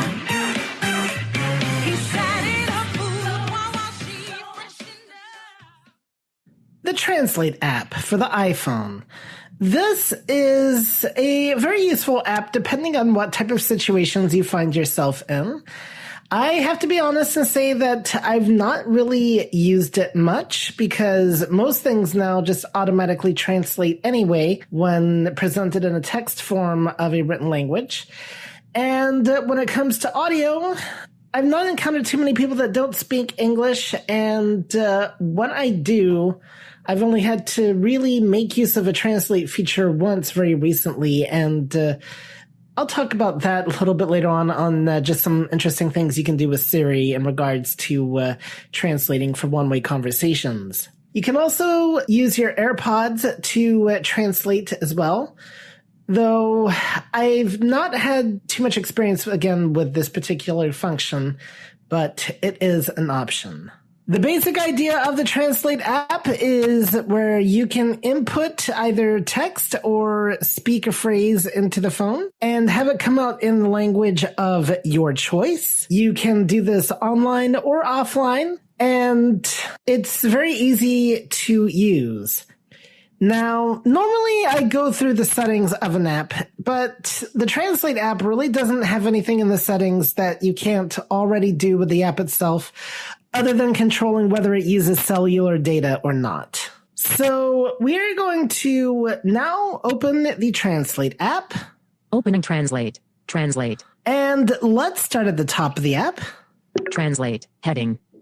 English, US. Button. Pop-up button. This is the language that it is starting from. Enter text. Text field. Speech translation. English, US. Button. Swap languages. Button. Spanish, Spain. Button. Pop That button. is the language that it'll translate to by default. And I'll go into how to change this later. Introducer texto. Spanish. More favorites. So earlier when I went to the top, it did not quite take me there. So let's do that again. Favorites. Button. There we go. We have a favorites button. More. Button. And a more button. Let's take a look at our favorites button. Favorites. Favorites. Heading. Close. Button. No favorites. And I got to the favorites button by doing, of course, a one-finger double tap. I will also mention that I'm doing a one-finger swipe right to go through the list, and I'm doing a four-finger single tap at the top of the screen to go to the top. Your favorite translations will appear here. It's saying my favorite translations will appear here. Okay. Your favorite close. We'll see button. about that in a minute. Close. Favorites. More. Button. And we've got a more button. Let's take a look at that. Languages. Button. Dismiss context menu. Button. Dismiss context menu. So this is a context menu to basically allow you to add additional languages to the app. Languages. Button. What languages can we add? Let's take a look. Edit. Button. More. Close. Button. Available offline. Heading. English, UK. English, US. Languages available for download. Heading. Arabic. Button. Chinese, Mandarin, traditional, Mandarin, traditional, button, Dutch, button, French, button, German, button, Hindi, button, Indonesian, button, Italian, button, Japanese, button, Korean, button, Polish, button, Portuguese, Brazil, but Russian, button, Spanish, Spain, Thai, button, Turkish, button, Ukrainian, button, Vietnamese, button. So quite a number of languages available. Why don't we look at French? So let's go back. Oops, one too far. French, button, French. And I double tapped that. German, French, button, edit, link close, button. And also we do have an edit button at the top. Let's take a look at that. Languages, edit, button, done. Languages, button, Hindi, dimmed. Indonesian, dimmed. Italian, dimmed. Japanese, dimmed. Korean, dimmed. But Polish, dimmed. But so Hindi, we can kind of edit languages that are here. French, Dutch, French, dimmed. Button, done. Link close. Button, language, done. Button, edit. And do we have a download button at the bottom? Vietnamese, but Vietnamese, nope. Edit languages, head close. So let's button. Hit our close button. Close. Favorites, button. But let's actually now play with the app itself. More. So let's see if it actually downloaded the language. Favorites. More. Translate. English. You enter text. Speech translation. Swap languages. Button. Spanish. Spain. Button. Pop-up button. Well, not quite. But I tell you what, we'll actually look at changing the language this way in a little bit, and that'll prove more effective. More. English. US. Button. Enter text. Text field. So, what do I want to say? Well, I will say in English. Braille screen input. Cap ELCOME space TO space, comma, dot I, dots cap BUG ODY. iBUG today. I can't dots spell. Cap IBUG TODY AY. FF dots cap out space IS space Y. Dot O space T D question mark. Stopping braille screen and Okay, today. so now I'll let you hear what it says in English. English text field is editing. Welcome to iBUG today. How is everyone today? Word mode. Insertion point at way end. too many todays. Okay, let's change the ending before we look at our translation. Insertion point at start. Insertion point at end. So I did a one finger double tap to check where my insertion point is, and when I did it once, it took it to the top. I did it again, and it took it to the end. This is very useful for any text field to know how to do. Braille screen input. Today. D-O-ing. Question mark. Dots tooth space D space F and E space dot 6 cap A-T-U-R. Dot D question mark. So we're going to change every day to doing Saturday. this fine Saturday. English text field is editing. Welcome to iBUG today. How is everyone doing this fine Saturday? Word mode. Insertion point at end. Now let's go further down. Clear button. Swap languages. But Spanish, Spain button. Pop-up button. So if I wanted to swap languages, then if I wrote in Spanish, that would show up first. Inverted exclamation mark. Bienvenido a iBUG today. Question mark. Como está todo el mundo este buen sábado? And now I just see what I wrote in Spanish, and the only thing it could not translate was iBUG today. So, hey, question for you Spanish speakers out there. How would you say iBUG today in Spanish? That is your homework to let me know when we get to the Q&A part of this presentation. And, yeah, I think that'll be interesting. Spanish, Spain, button, pop-up Can button. I change the language? English, U.S. Let's double tap. Arabic, button, Chinese, Chinese, Dutch, button. Oh, we have two Chinese, by the way. Mandarin, simplified, button. All right, good. Chinese, Mandarin, traditional, but Dutch, English, UK, French, button. Okay, let's try French. French, button, pop-up button. Now let's take a look at our thing as we swipe to the right again with one finger. Bienvenue sur iBUG today. Comment tout le monde sabos midi. And, yeah, there you go. So you do have voiceover reading in French using its current voice. Now, I should mention that I have my languages and stuff turned off. Let's figure out something real quick with voiceover. Before I do that, I do need to show you what other buttons we have on here. Bienvenue sur iBUG today. Comment tout le monde sabos midi. All right, we get the idea. Show full screen, button. Favorites, button. So there's a favorites button. Copy, button. There's a copy button, so I could copy the translation. Next, button. And there's a next button. What do we have here? Dimmed. More. Done. Well, play it one times. Button. Actions available. Now we can actually have it play it, so we may not even need to adjust voiceover after all. So for some reason, at least on my phone, the translate option is not working and having it play the translation. But we'll just look at other aspects of the app, including the dictionary, which you'll find the dictionary button as you swipe right. Double tap that, and dictionary, what do we have here? Close, but French, English, bienvenue. Vertical line, vertical line. Adjective, bienvenue. Welcome. Be masculine noun, feminine noun, bienvenue. Right triangle. Italy. Bienvenue. To be welcome. Right triangle. Soyez là. Bienvenue. E. Welcome. Si bienvenue feminine. Welcome. Don to. Right triangle. Bienvenue. E don notre pays. Welcome to our country. Right triangle. Sao hater la. Bienvenue. EAQN. To welcome SB.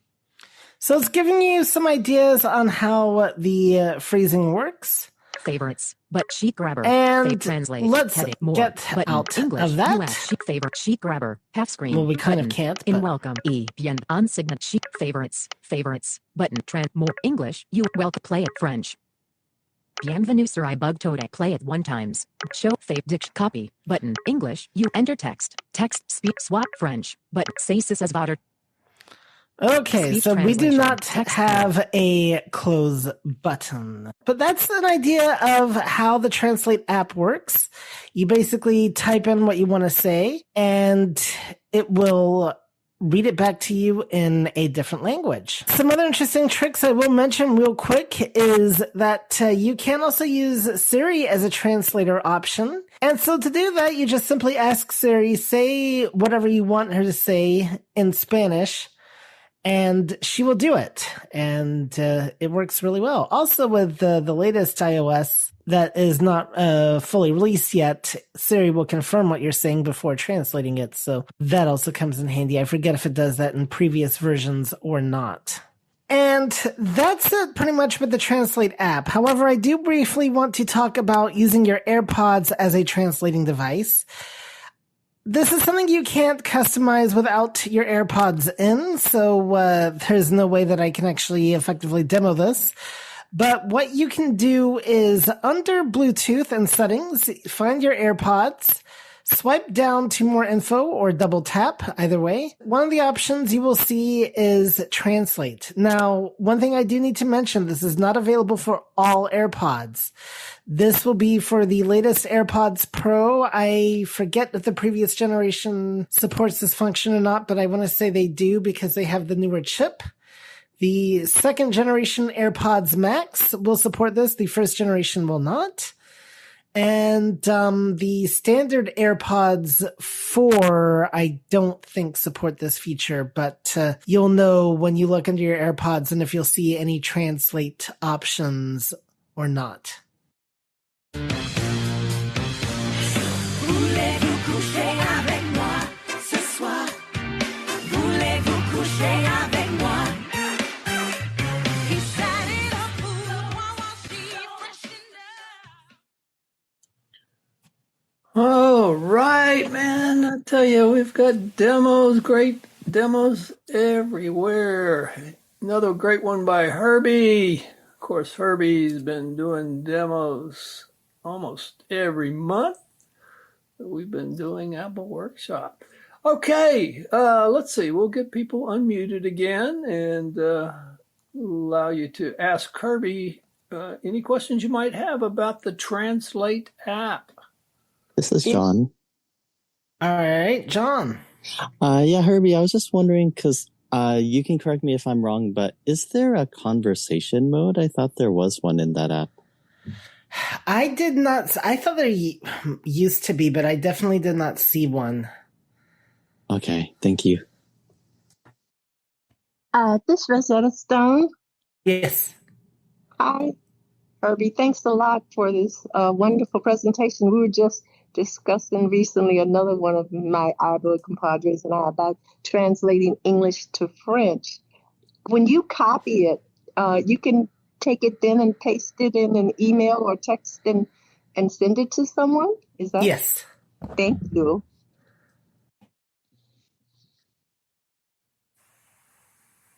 Randy? Yes. Yeah, thanks for that demonstration, Herbie, on the different languages. I had one question and a comment. The question was, when you first went in there and did the edit, was that giving you a selection of languages you may want to download onto your phone to use with the app?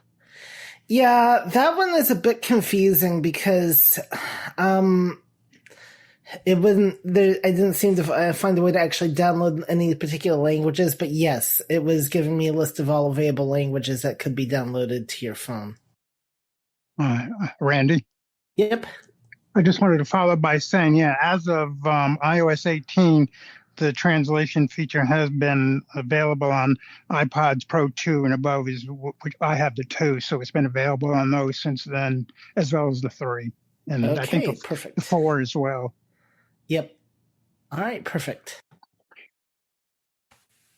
Patrice? Yes. I have a Turkish, well, she speaks Turkish, my daughter-in-law, she's bilingual. If I wanted to send an email to her in Turkish, if I wrote it in English, would it translate it to Turkish and send it to her in Turkish?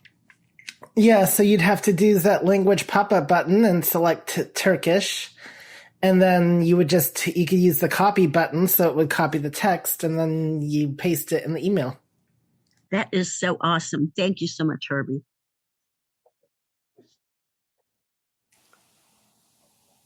Any other questions for Herbie and the Translate app? Arlene. Yes. Hi, Herbie. Thank you. You said something in your demonstration that I couldn't catch. You said something about going from the end of a text to the beginning of the text, and it was a trick everybody should know. Oh, I don't know it. What's the trick? So when you're in a text field, if you do a one finger double tap, it will say start insertion point at start of text, and if you do it again, it'll set the insertion point to the end of the text. So, that can be very useful to know, like if you need to get quickly to either the top or the bottom of your document. A one finger double tap. Yep. Thank you, Herbie. And you'll see that in any text that's not specific to the Translate app. So, okay. Thank you.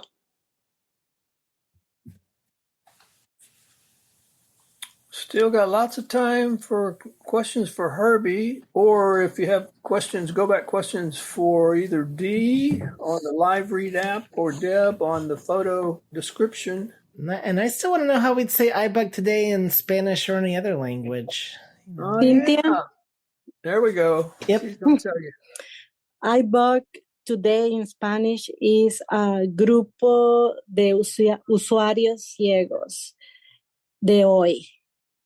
All right. Interesting that the app could not translate that. So, wait, say that one more time, Cynthia. Grupo de Usuarios Ciegos de hoy. Well, it's easier to just say iBUG today. What this is Sandhya. Yes. She's translating the whole word iBUG Yeah. users group. So yeah. Oh. That's what she's saying. A group of blind users of today. Okay. Yeah. I mean, it might be easier to say iBUG today, but it's just, there probably are some limitations without how the app can translate. So, that's something to be mindful of for sure. But, If you just want to say the initials, you just say iBUG. iBUG. Okay. Yeah. iBUG. All right. iBUG. iBUG. And today is what? Hoy. Shazadi? Shazadi's going to tell us how to do it in Arabic. I don't know in Arabic. I can do it in Urdu for you. Urdu. iBUG Aj. Yes, go ahead. Sorry. iBUG Aj. Very good. iBUG Aj. All right. Yeah, so the today gets translated. iBUG today to Aj. So iBUG Aj. Or Aj iBUG. Okay. Yeah, Aj iBUG. Today's iBUG, yeah. Both. All right. Did you have a different question also, or no? No, I love using the translation app. I use it all the time. So. Okay. Did I hear Pat? Yes. Okay, go ahead, Pat. It maybe doesn't translate an email address. That's maybe why it didn't translate it. Well, I didn't write it as an email address. I just wrote it as iBUG today. So, okay, that's right. It's not something I've had to really play around with a lot, honestly. But so all I can suggest, if you're in a similar situation, is try it. But what would happen if you did write an email address and it translated it with that could get interesting. So.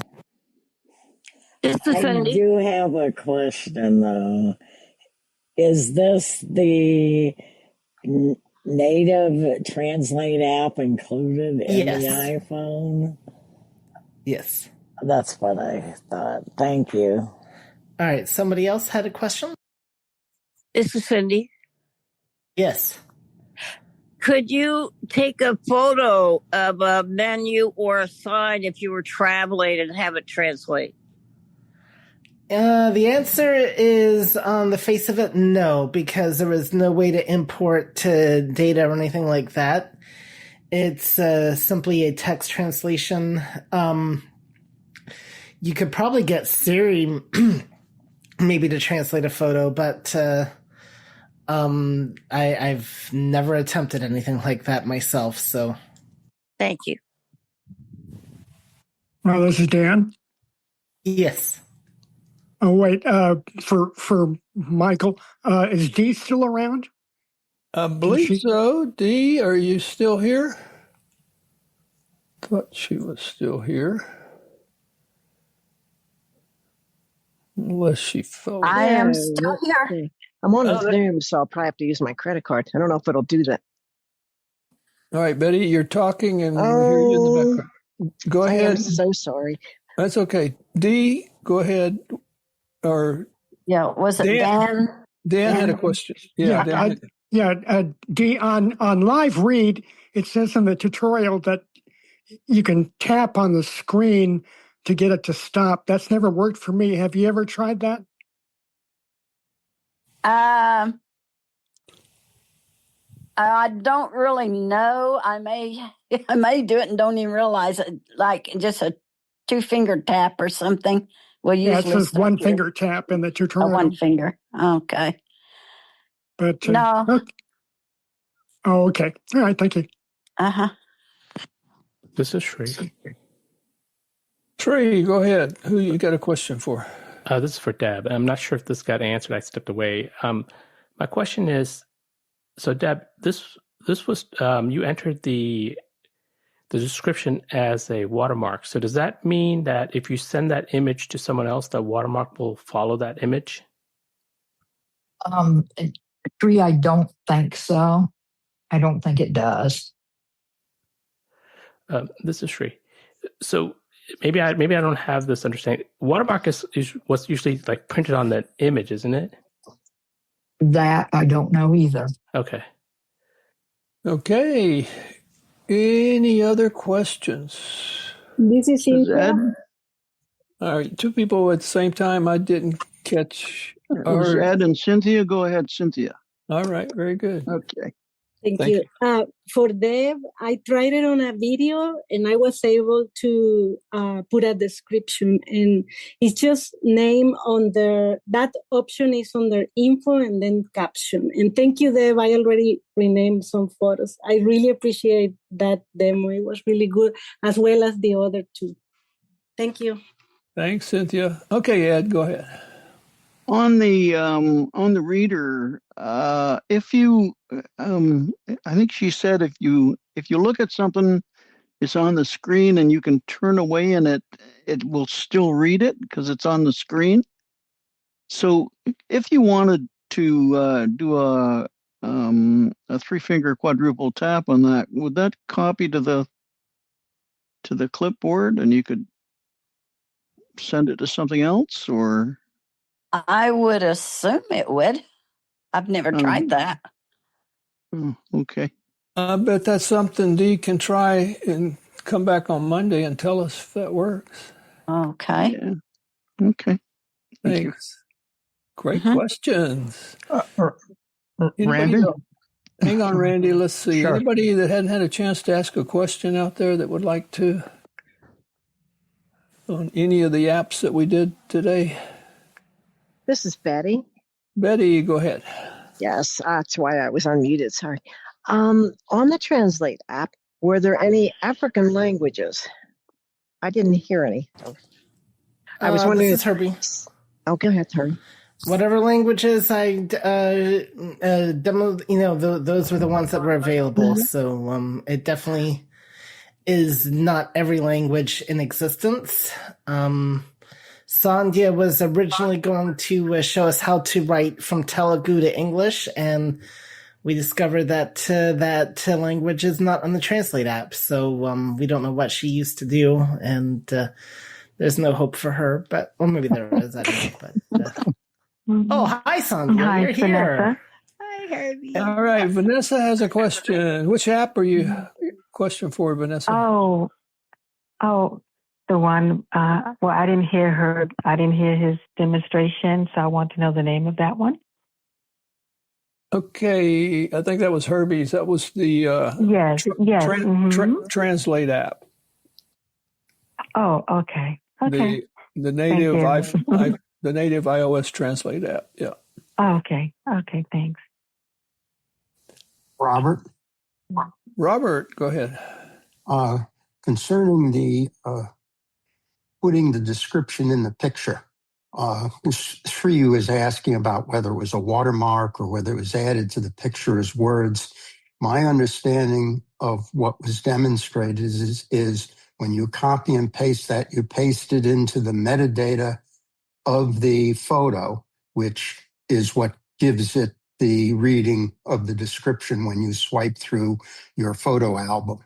I believe you've actually placed it in the metadata. That sounds reasonable. Then that should, if you sent that, that should carry along with the photo then. Yes, it should carry along with the photo. Yes. Yeah. And so that's why sometimes when you get an email or something that's got a JPEG in it and you have to turn on screen recognition or something to describe what's there. If somebody had put it in the metadata in the description, it would have read what was there. A VoiceOver would have read it. Yeah. Okay. Good point. Hopefully that's the way it works. Anybody else have a question that hadn't had a chance? Okay, we'll go back to Randy then. Dee, I had a question about the live read. Do you know if it'll work with currency? Do not believe so. Another one I did not try because I just know it's there to read printed material. But yeah, currency is print. It's got some things. So yeah, it makes sense if it doesn't. I was just curious. Thanks. Yeah. It might read any print, like you said, anything that's printed on the bill. Yeah, serial numbers and In God We Trust, all that kind of stuff. Okay, very good. Any final questions? We got 1 minute. One more question. Who wants to have the last question today? This month? Last chance. Cynthia, hang on just a second, Cynthia. Let's see if somebody that has not had a chance to ask a question. Anybody out there that hasn't had a chance? Okay, Cynthia gets the last question. Go ahead. For D, you mentioned that you can change the temperature in your thermostat. So if I increase it, do I need to clear the data on the application to refocus again and read the new temperature? Yes. Okay, thank you. Yes, because the print stays there until you remove it. So you would need to erase that and then hold your camera back up there, your phone again. Hey, Siri, call Phyllis Mills. All right, somebody mute Rosetta. Okay, very good. So that brings us to the end of our session today. We appreciate all of our presenters. Great demos from Dee, Deb, and Herbie. One more time, we just want to acknowledge you.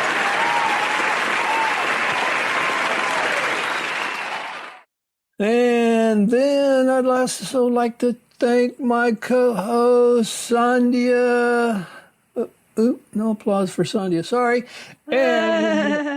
And working in the background, as always. Is she still here? Yes, she's still here. No.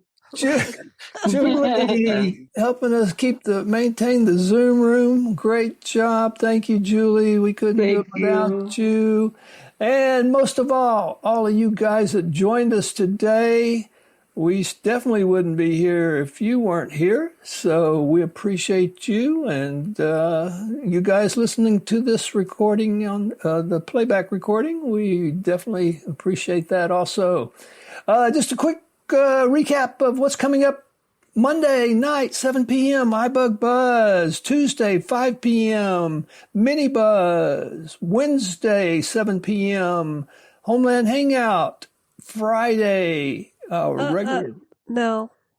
What? Oh, I forgot Macintalk. On Tuesday, 7 p.m. Then Homeland Hangout. Then Friday movie, which you can find out by coming to the Monday Night Buzz. But it will be a good one regardless. So I think that concludes our meeting for today. What a great meeting. It is so much fun being with you guys. We love you all for being here. And with that,